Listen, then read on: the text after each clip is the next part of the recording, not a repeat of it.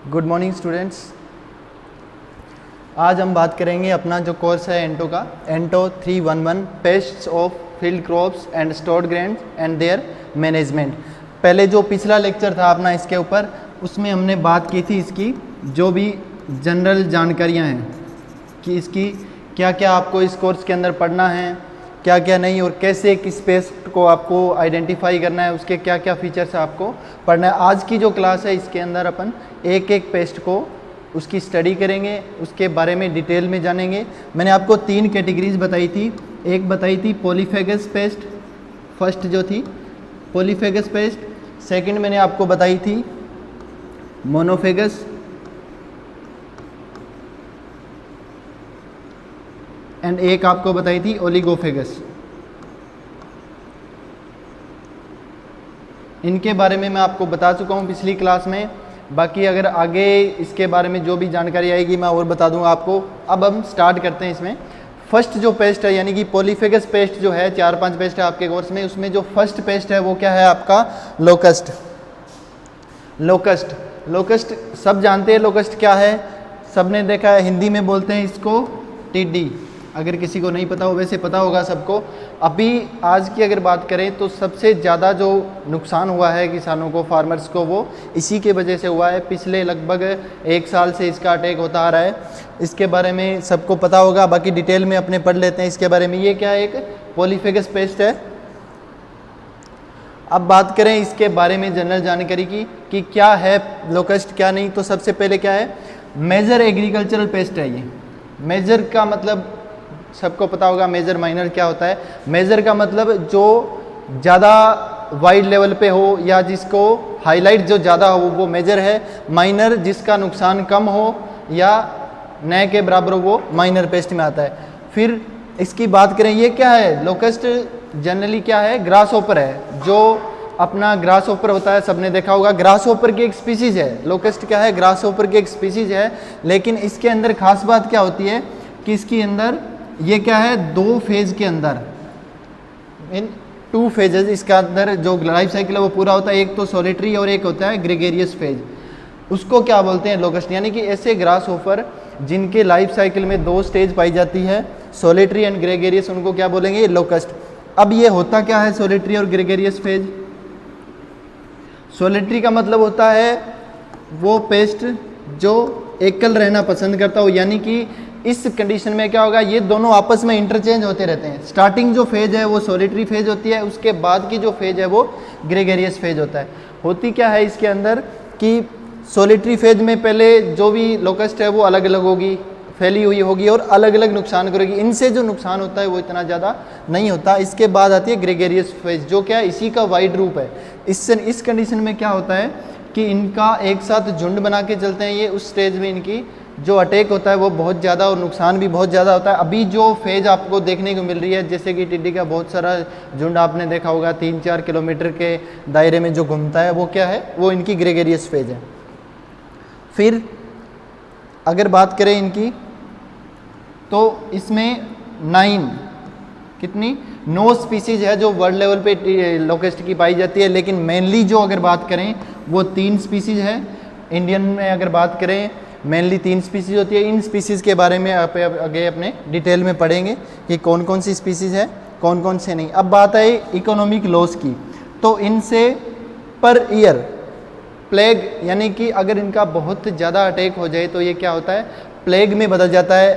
तो इस कंडीशन में क्या है कि इसका जो लॉस है वो एस्टिमेटेड क्या है, 30 मिलियन टन पर ईयर, इतना लॉस ये कर सकते हैं। अब बात करें नेक्स्ट, अब इसकी बात करते हैं जो टेक्सोनोमी है, जो सिस्टमेटिक है, इसकी सिस्टमेटिक की पोजीशन क्या है, कौन सा ऑर्डर है, ये मैंने पिछली क्लास में बता दिया था आपको।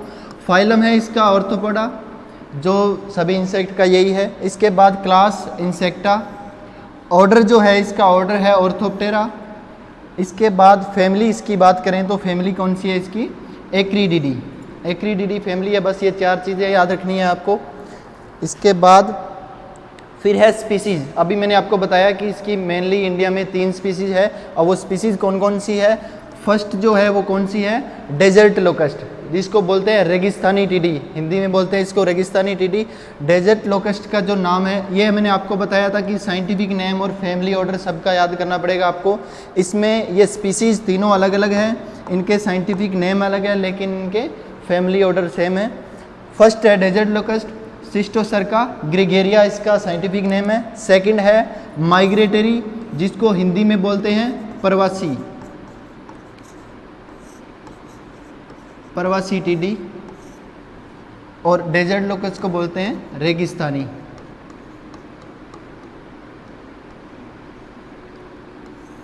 रेगिस्तानी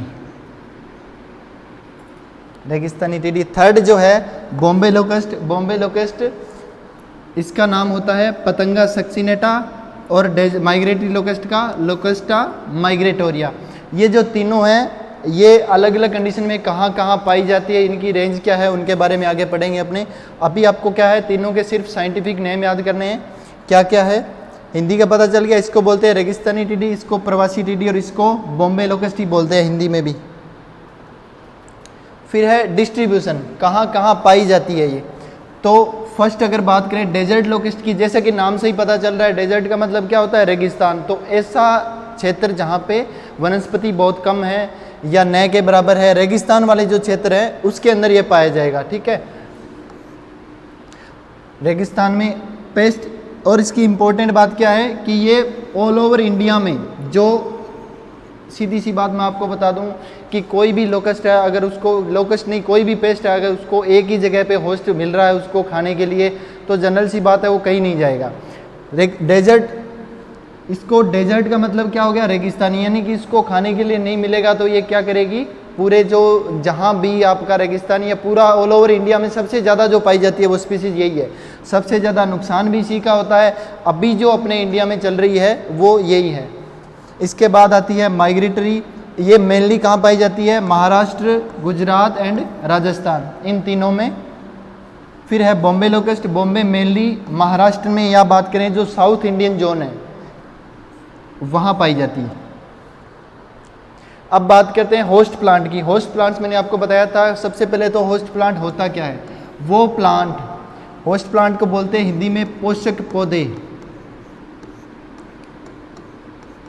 पोषक पौधे यानी कि ऐसे पौधे, ऐसे प्लांट्स जिनसे ये जो लोकस्ट है ये क्या करेगी, अपना भोजन प्राप्त करेगी, उसको क्या बोलेंगे, होस्ट प्लांट्स। तो अगर जैसे फर्स्ट में ही मैंने आपको बता दिया था कि ये क्या है, पॉलीफेगस पेस्ट है, ये एक पॉलीफेगस पेस्ट है। तो पॉलीफेगस का मतलब क्या होता है, बहुभक्षी, यानी कि इसका कोई होस्ट फिक्स नहीं है, जो भी वेजिटेशन इसको मिलेगी, जो भी वनस्पति मिलेगी सबको खाता है। आपने देखा होगा अभी जो पिछले आपका जो भी रबी सीजन में या खरीफ सीजन में कोई भी क्रॉप हो सब पे अटैक करती है। इसके बाद पॉलीफेगस है तो इसका होस्ट प्लांट्स का इतना ध्यान नहीं रखना आपने को, क्या है कि ये हर टाइप के प्लांट हैं उनको खा लेती है इसमें। फिर बात मोनोफेगस, और उसका मैंने आपको बता दिया स्टार्टिंग में ही क्या है, ओलिगोफेगस का बता देता हूँ दोबारा। जो मोनोफेगस है इसका मतलब क्या होता है कि जो एक ही प्लांट पे कोई भी सिंगल होस्ट के ऊपर जो डिपेंड रहता है उसको क्या बोलेंगे, मोनोफेगस। जैसे एग्जांपल के लिए मैं आपको बता दूं, राइस स्टेम बोरर जो पेस्ट है, राइस स्टेम बोरर पेस्ट है, वो क्या करेगा, सिर्फ राइस पे है, राइस का स्पेसिफिक पेस्ट है, तो वो क्या हो गया, मोनोफेगस पेस्ट हो गया। ओलिगोफेगस की बात करें, वो जो ना तो मोनोफेगस है और ना पॉलीफेगस है, यानी कि कुछ सिलेक्टेड प्लांट्स के ऊपर ही अपना भोजन ग्रहण करते हैं, उनसे उनको क्या बोलेंगे, ओलिगोफेगस। नेक्स्ट अगर बात करें इनकी आइडेंटिफिकेशन की, तो आइडेंटिफिकेशन में फर्स्ट है कि लार्ज साइज इंसेक्ट, ये तो सबको पता है कि आराम से देखने से ही पता चल रहा है, आराम से पहचान सकते हैं इसको दूर से देख के, तो ये क्या है, लार्ज साइज इंसेक्ट है। बॉडी लेंथ दे रखी है इसकी 35 to 50 mm for mails and 45 to 55 mm for females. फिर बात करें इनकी, तो विंग्स क्या है, कलरलेस होते हैं, यानी कि पारदर्शी होते हैं, और एक्सकीडिंग क्लियरली एब्डोमिनल एक्सट्रीमली, यानी कि जो इसका उधर का जो मान लो ये इसकी बॉडी है, तो विंग्स जो है क्या है, पीछे तक, यानी कि पूरे एब्डोमिन को कवर किए हुए रहते हैं। फिर बात करें कलर की, इसकी बॉडी कलर की, तो यूजुअली क्या होता है, generally green, brown yellowish green या ग्रे कलर के। ये डिपेंड करते हैं इनकी जैसे जैसे स्टेज चेंज होती है उन पे, प्लस की कौन सी है, ये डेजर्ट लोकस्ट है, बॉम्बे लोकस्ट है या फिर माइग्रेटरी लोकस्ट है, इस पे भी इनका कलर डिपेंड करता है। फिर मैंडिबल्स जो होते हैं इनके, ये क्या होते हैं, डार्क पर्पल और ब्लैक कलर के मैंडिबल्स। सबको पता होगा क्या होते हैं मैंडिबल्स, जो मेन जो काटने का काम करते हैं, कटिंग का जो काम करते हैं, किसी भी वेजिटेशन को काटने और चबाने वाले माउथ पार्ट्स सुना होगा आपने, वो माउथ पार्ट्स होते हैं इसके। मैंडिबल बहुत स्ट्रॉन्ग होते हैं, तभी ये क्या करते हैं, कोई भी वेजिटेशन है उसको आसानी से नष्ट कर सकते हैं।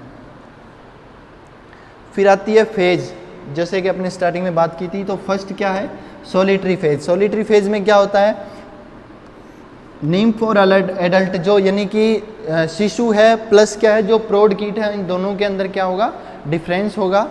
अब वो क्या है, सोलिटरी फेज में निम्फ क्या होगा, colour varies according surround vegetation, यानी कि आसपास की जो वनस्पति है, आसपास की जो वनस्पति है उसका कलर क्या है और कितनी गहरी है, डेंस है, उसके ऊपर डिपेंड करता है। फिर बात है एडल्ट की, तो ये क्या है, ग्रीनिश ग्रे कलर के होते हैं थ्रू आउट लाइफ, पूरी लाइफ में यही कलर रहता है इनका। बिहेव इंडिपेंडेंटली, अभी मैंने आपको बताया था ये क्या करते हैं, सिंगल रहना पसंद करते हैं, यानी कि आपको अलग अलग जगह मिलेंगे, तो ये क्या है, इंडिपेंडेंट रहते हैं एक दूसरे पे। फिर है repelled from other locust, repelled का मतलब होता है दूर भागना, यानी कि ये क्या है, जो दूसरी लोकस्ट है उनसे क्या है, दूर भागते, कहने का मतलब अलग अलग रहना ही पसंद करते हैं। फिर है वॉक स्लोली, धीरे चलते हैं, एंड क्रीपिंग, यानी कि घसीटते हुए और स्लो मोशन में इनकी गति होती है। फिर एक्टिव मोस्टली एट नाइट, रात के समय में क्या होते हैं, ये जनरली एक्टिव होते हैं। डाइट रेस्ट्रिक्टेड, यानी कि इनका जो खाने का भोजन है वो क्या है, एक सीमित है, ज़्यादा नुकसान नहीं करते हैं ये। फिर आती है second gregarious phase. Gregarious phase है, ये जो फेज है ये नुकसान पहुंचाती है, मेन जो डैमेज करती है वो यही फेज है। फर्स्ट में तो इसी के बात करें अगर कलर की, तो निम्फ है जो येलो टू पिंक कलर होते हैं जिस पे ब्लैक मार्किंग्स होते हैं। फिर एडल्ट की बात करें तो ये क्या है, जब एमर्ज होता है यानी कि जब स्टार्टिंग होता है तब पिंक कलर का होता है, और फिर धीरे धीरे ग्रेजुअली का मतलब क्या होता है, बढ़ते हुए क्रम में धीरे धीरे क्या होता है, ग्रे और फाइनली येलो कलर का हो जाता है जब ये पूरी तरह मैच्योर हो जाती है। इसके बाद जब इसके नंबर बढ़ जाते हैं, when numbers rise they become gregarious, ये क्या होते हैं कि जब इनके नंबर बहुत ज़्यादा बढ़ जाएं, तो है तो वही सोलिटरी, उसी से चेंज हुए हैं, फिर ये क्या है, ग्रेगेरियस फेज में आ जाते हैं। और फिर माइग्रेट करते हैं ग्रुप में। माइग्रेट होता है प्रवास करना, एक स्थान से दूसरे स्थान पे जाना, तो माइग्रेट यानी कि ये क्या है, एक साथ झुंड बना के उसके अंदर माइग्रेट होते हैं। Behave as a cohesive unit, यानी कि एक यूनिट के रूप में रहते हैं, एक साथ मिल के, जैसे कि सोलिटरी में था उसमें सब अलग अलग रहना पसंद करते हैं, लेकिन इसमें क्या है कि सब एक साथ यूनिट बना कर चलते हैं। फिर अट्रैक्टिव टू नॉन स्पेसिफिक, ये तो है। फिर है वॉक रैपिडली, बहुत तेज़ी से ये गति करते हैं, जो इनकी स्पीड होती है वो काफ़ी होती है। एक्टिव मोस्टली ये डे, ये क्या करते हैं, ये दिन के समय में एक्टिव रहते हैं और रात के समय में क्या करते हैं, ये रेस्ट करते हैं। जो मॉर्निंग या बात करें अगर सुबह के समय जब धूप पड़ना स्टार्ट होती है उस समय क्या होता है, ये फ्लाई करने लग जाते हैं। उससे पहले क्या होता है, ये मोस्टली नाइट के समय तो एक्टिव नहीं रहते, इनएक्टिव रहते हैं। फिर है डाइट ब्रॉड, इनकी जो डाइट है वो क्या है, लिमिट नहीं है, जैसे इसमें था सोलिटरी में लिमिट है, इसमें कोई लिमिटेड नहीं है, ये बहुत ज़्यादा वेजिटेशन को खाती हैं। फिर बात आती है इनकी लाइफ स्टेज की। लाइफ स्टेज मेनली इसके अंदर मैं आपको बता दूं, इसके अंदर क्या है, 3 स्टेज होती है। जनरली आपने सुना होगा 2 टाइप के इंसेक्ट को क्लासिफिकेशन जब किया जाता है तो उसको एक तो किया जाता है जो होते हैं कंप्लीट मेटामॉर्फोसिस, जिनके अंदर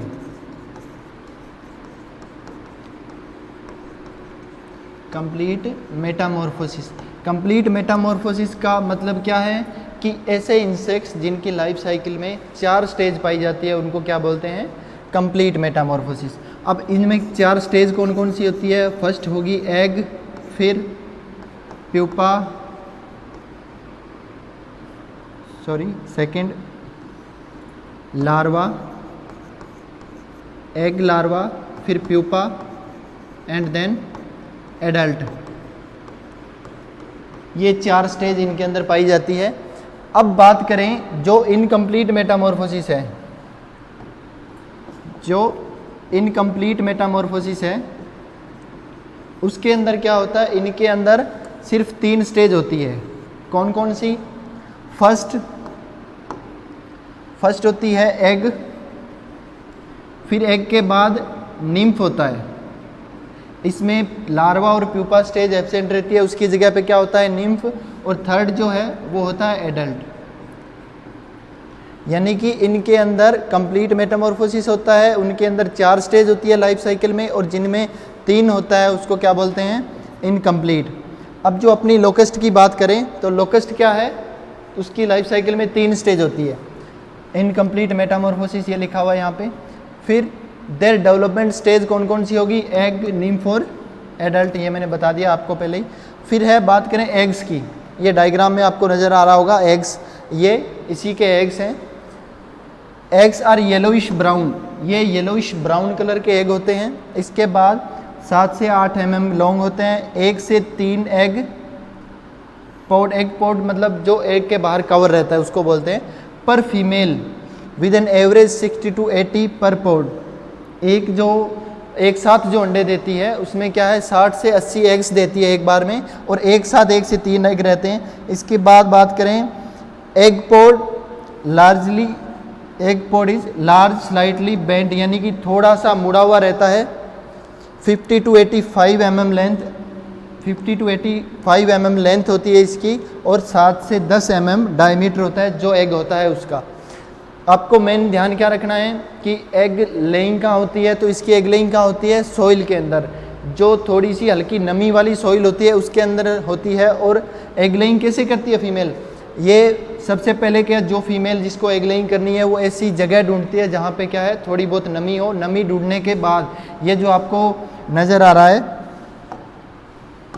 ये जो इसका ओविपोजिटर है, ये दिख रहा होगा आपको, ये क्या है, इसका ओविपोजिटर है। ये ओविपोजिटर को किसी नम जो स्थान है उसके ऊपर वहाँ जाके इसको ज़मीन के अंदर इंसर्ट करती है। उसके बाद क्या करती है, एग लेइंग का काम करती है। एग लेइंग करने के बाद ये क्या करती है, उसके ऊपर एक लिक्विड का सीक्रेट करती है, यानी इन एग्स जो है इनको एक लिक्विड से कवर कर देती है, जिससे क्या होता है कि ये सेफ रहते हैं।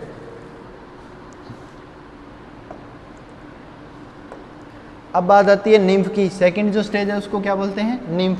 निम्फ में क्या है, एन इमेच्योर लोकस्ट, यानी ये लोकस्ट ही होती है, सेम वही है जो आपको एडल्ट में देखने की मिलेगी। थोड़ा छोटा साइज होता है और कुछ जैसे विंग्स जो है वो नहीं होते इसके अंदर। तो an immature locust is called nymph. Immature locust होती है, पूरी परिपक्व नहीं होती है।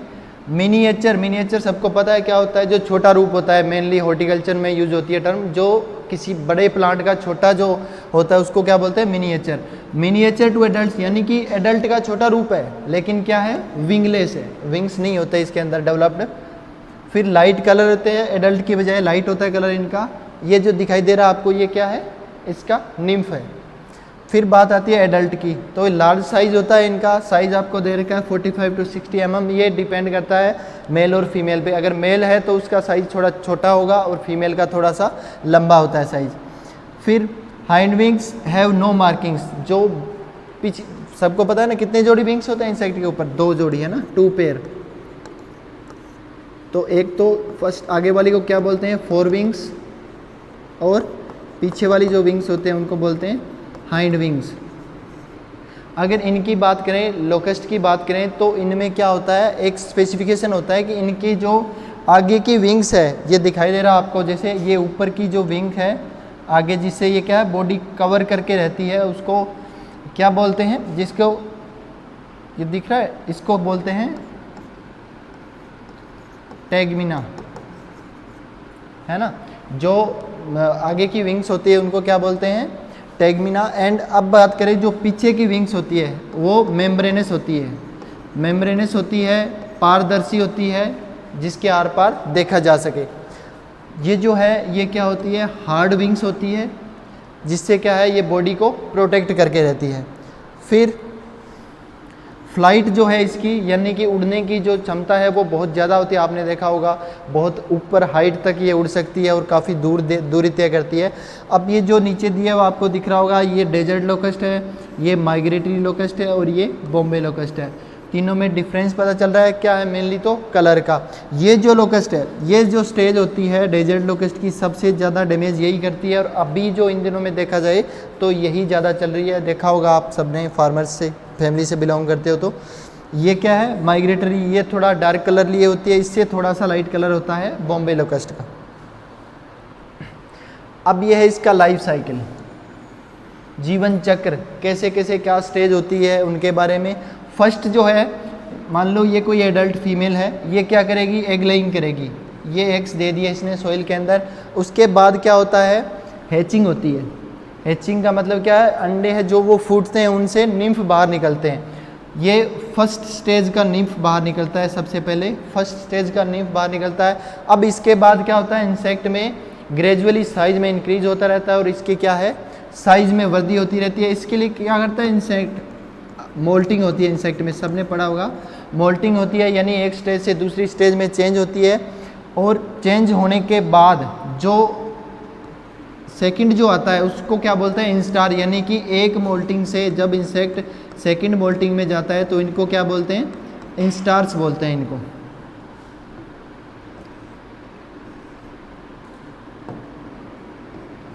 क्या बोलते हैं, इंस्टार्स। यानी कि फर्स्ट इंस्टार का निम्फ हो गया, सेकंड इंस्टार का निम्फ हो गया, थर्ड स्टेज का वो स्टेज का स्टार वो सॉरी निम्फ हो गया। इसके बाद बात करें जो टाइम पीरियड है, यानी कि एक मोल्टिंग से दूसरे मोल्टिंग के बीच का जो टाइम है, यानी इनके बीच जो टाइम लगता है उसको क्या बोलते हैं, स्टेडियम। एक टर्म है स्टेडियम, इसको स्टेडियम बोलते हैं। एक स्टेज से जब दूसरी स्टेज में चेंज होते हैं। तो ये फर्स्ट मोल्ट हुआ, उसके बाद ये सेकंड स्टेज का निब बना, इसमें फिर मोल्टिंग हुई, फिर थर्ड स्टेज का निब बना, इसमें फिर थर्ड मोल्टिंग हुई, और ये फोर्थ स्टेज का मोल्ट बना, फिर बाद में मोल्टिंग हुई, और ये फिफ्थ स्टेज का जो फाइनल जो एडल्ट होता है उसका निर्माण होता है। अब बात करें, ये इसके बारे में जानकारी दी हुई है जनरल, वैसे मैंने आपको बता चुका हूँ। Female lay eggs in A whole, यानी कि फीमेल एग लेइंग की क्या करती है, सबसे पहले ज़मीन के अंदर क्या है, एक होल बनाती है, एक गड्ढा बनाती है, जिसके अंदर फिर ये एग लेइंग करती है। और डेप्थ दे रखा 2 से 10 सेंटीमीटर, यानी कि 10 सेंटीमीटर तक की गहराई तक ये एग लेइंग दे सकती है। वो डिपेंड करता है किस क्वालिटी की सॉइल है। फिर यह है ईच पॉड, यानी कि जो एक ग्रुप होता है या जो एक लिक्विड से कवर रहता है, उसके अंदर एक पॉड के अंदर क्या है 60 to 80 पेल येलो, यानी कि लाइट येलो कलर के क्या है एग्स होते हैं, 5 से 6 mm long. Cover the eggs with liquid, ये दिख रहा है फोर्थी लिक्विड, यानी कि ये क्या करती है, एग लेइंग के बाद उन अंडों के ऊपर एक लिक्विड का सीक्रेट करती है, जिससे वो क्या है, सीमेंट का काम करता है। सीमेंट का काम करता है तो वो क्या करती है, इन एग को प्रोटेक्ट करके रखती है, ताकि जो वो एग्स हैं उनको किसी तरह की दिक्कत ना आए या वो खराब ना हो। इसके बाद ये टर्म दी हुई है एक egg bed, collection of egg pods led by A number of locust, यानी कि लोकस्ट के द्वारा जो एग्स दिए जाते हैं, जितने ज़्यादा एग पोड दिए जाते हैं, इसको एक टर्म बोलते हैं, क्या बोलते हैं, एग बेड बोलते हैं। एग बेड्स में vary from few square metres to several 100 square metres, यानी कि मान लो कुछ एग्स, कुछ जो है आपकी लोकस्ट है वो यहाँ एग लेइंग कर रही है, तो इसके बाद कुछ लोकस्ट है वो इतनी दूरी छोड़ के यहाँ पे एग लेइंग करेगी, है ना। यही चीज़ दी है कि फ्यू स्क्वायर मीटर से लेकर सेवरल 100 स्क्वायर मीटर तक भी हो सकते हैं ये। एग हैचिंग में कितना टाइम लगता है, एग हैचिंग में 14 से 20 दिन का समय लगता है। इसके बाद फिर क्या है, afterwards the nymph move by crawling, यानी कि जो इनके छोटे छोटे पैर होते हैं उनसे क्राउल करके, यानी कि ऊपर चढ़ते हुए, और हॉपिंग अलोंग ग्राउंड के साथ साथ चलते हुए रहते हैं। इनके नो विंग्स, ये मैंने आपने पहले ही देख लिया कि जो निम्फ होते हैं उनके अंदर विंग्स नहीं होती है।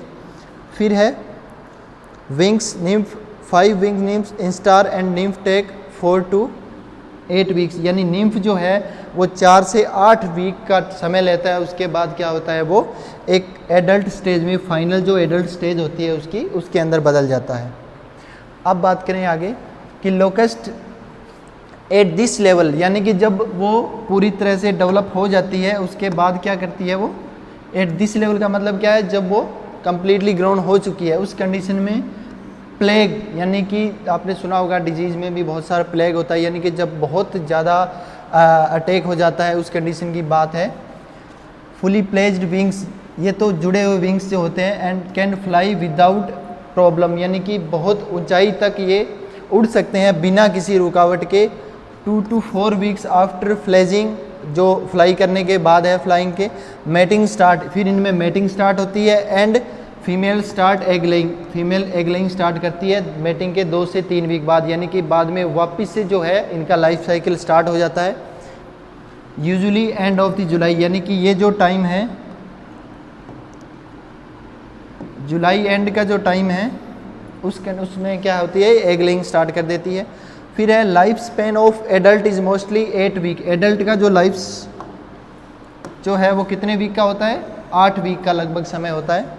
उसके बाद यूनिवोल्टाइन और मल्टीवोल्टाइन 2 चीज़ होती है।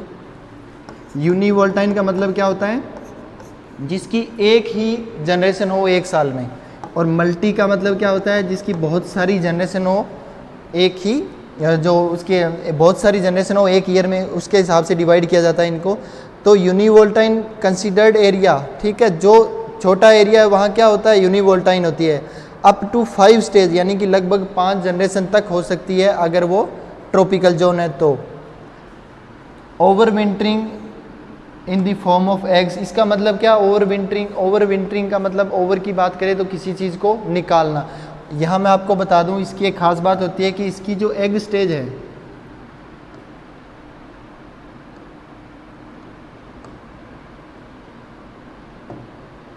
इसकी जो एग स्टेज जो होती है वो क्या रहती है, डाइपोज में रहती है।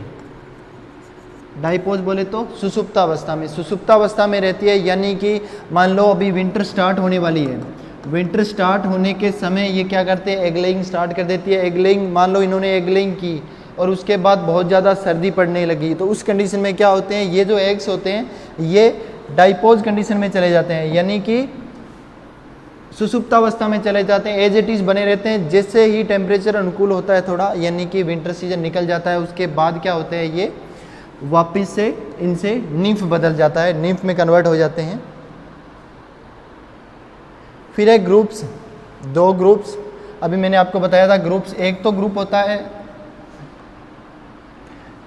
एक तो जो ग्रुप होता है वो किसका होता है, इनके जो निम्फ हो गए उनका, और एक ग्रुप होगा एडल्ट्स का। ये जो आप देख रहे हो ये किसका ग्रुप है, ये इनके निम्फ्स का ग्रुप है, क्योंकि बहुत ज़्यादा वो फ्लाई नहीं कर सकते या विंग्स नहीं होती, तो ये क्या है, जंप करते हैं, सिर्फ जंप करके थोड़ी थोड़ी दूर तक इनके ये रन करते हैं या चलते हैं। अगर बात करें ये जो आप देख रहे हो इतनी ऊंचाई तक जो उड़ रहे हैं, ये क्या है, इनके एडल्ट्स हैं। एडल्ट काफ़ी ऊंचाई तक उड़ सकते हैं।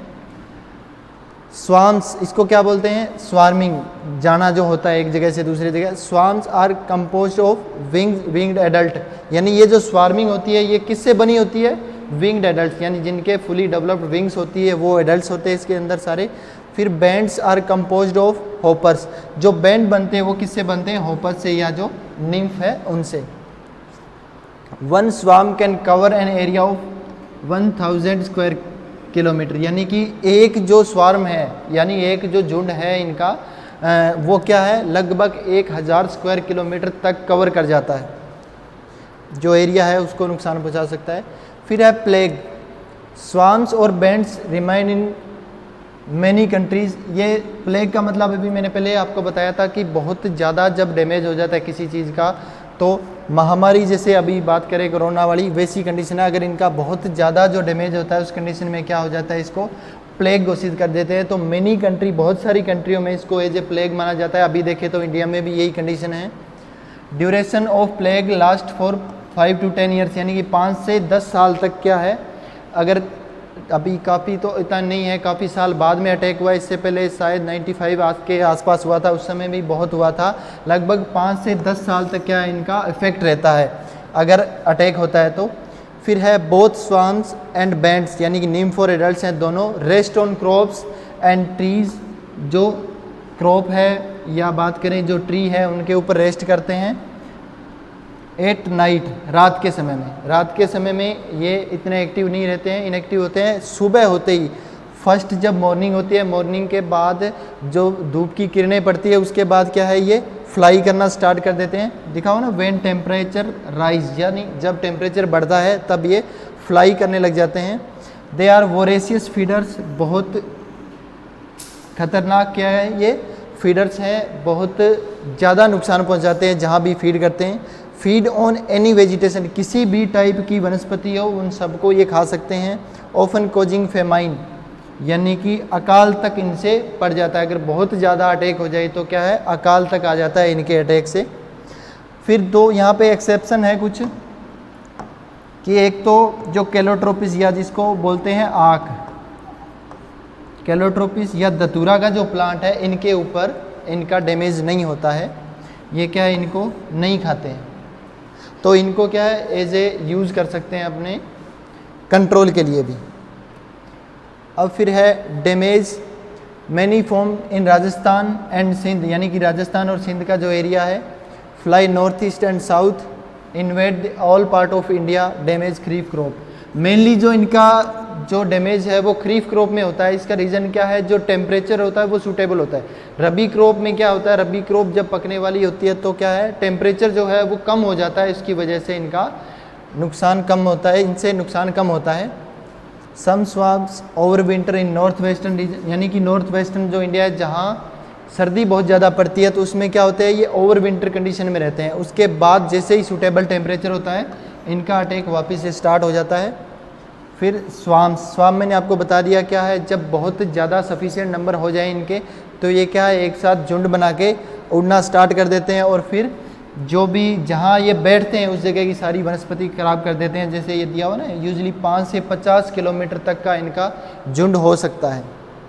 एक झुंड के अंदर 40 से 80 मिलियन तक लोकस्ट होती है और एक दिन में ये 5 से 130 किलोमीटर तक की दूरी तय कर सकते हैं जो भी लोकस्ट है।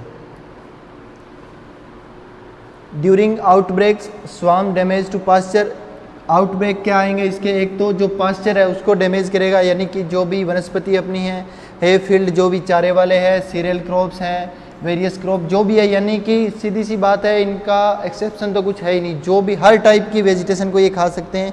ये आप देख रहे हो ये क्या है, एक ग्राउंड है जो भी, अब इसको क्या है इन्होंने पूरा कवर कर रखा है, पूरा ये जो दिख रहे हैं ना बीच बीच में, ये क्या है इनका अटैक की वजह से है।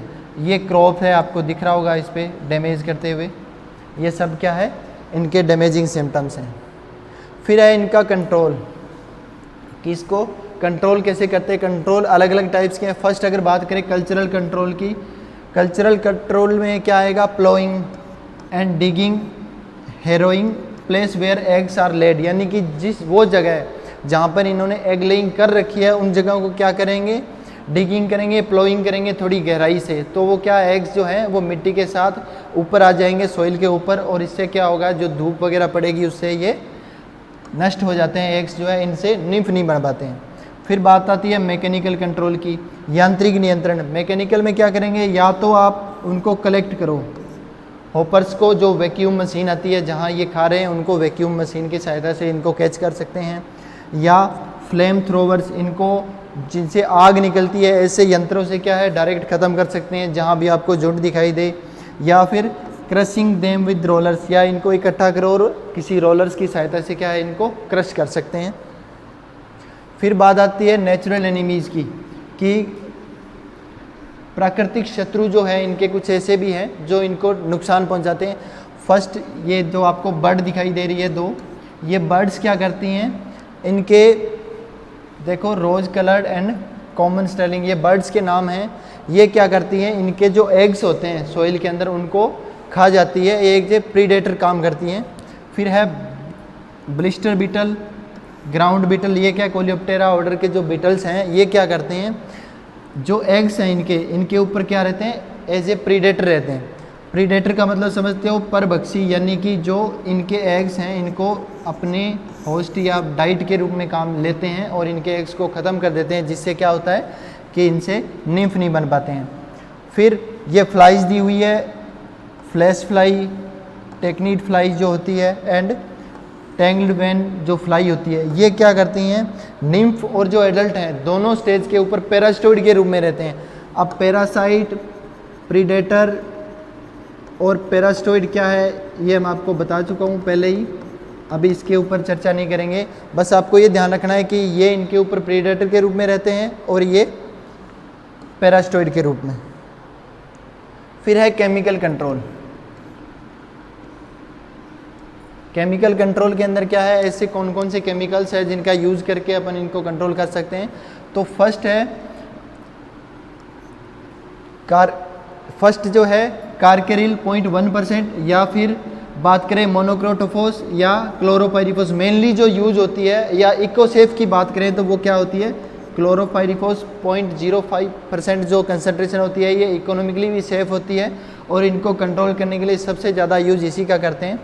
फिर है ग्रब्स, यानी कि जो निम्फ है इसके, उनको कंट्रोल करने के लिए क्या करते हैं, इन जो नीचे आपको दिए हुए हैं केमिकल्स, इनमें से किसी भी एक का अपने सोइल के अंदर एप्लीकेशन करते हैं, सोइल के अंदर डालते हैं कंट्रोल करने के लिए, क्योंकि ये फ्लाई नहीं कर सकते।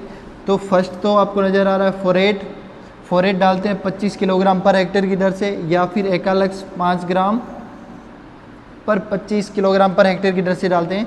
कार्बोफ्यूरॉन 3 ग्राम, या फिर ऑफ्टानेल 10 ग्राम 25 किलोग्राम की दर से पर हेक्टेयर के हिसाब से डालते हैं। फिर है स्प्रिंकलिंग में क्या करते हैं, क्लोरोपाइरिफोस 20 EC का, जो अभी बात की थी अपने क्लोरोपाइरिफोस का, मैंने आपको बताया था, इसका क्या है 20 EC जो है घोल, उसको 5 लीटर पर हेक्टेयर की दर से स्प्रे करते हैं। फिर है नीम सीड कर्नेल, यानी कि जो NSK ही बनाया जाता है, नीम के सीड से जो बनाया जाता है घोल, उसको भी हम स्प्रे के रूप में यूज़ कर सकते हैं, ताकि वो प्लांट्स या अपनी जो भी वेजिटेशन है उसके ऊपर एक कवर बना देती है, जिससे उसको ये खाते नहीं हैं। फिर है LWO, इसके बारे में पूछा जाता है एग्जाम में बहुत बार, लोकस्ट वार्मिंग ऑर्गेनाइजेशन क्या है, यानी कि लोकस्ट जो है एक बहुत वाइड स्तर पे बात करें तो इसका नुकसान होता है, तो इसके लिए अलग अलग ऑर्गेनाइजेशंस बनाए गए हैं।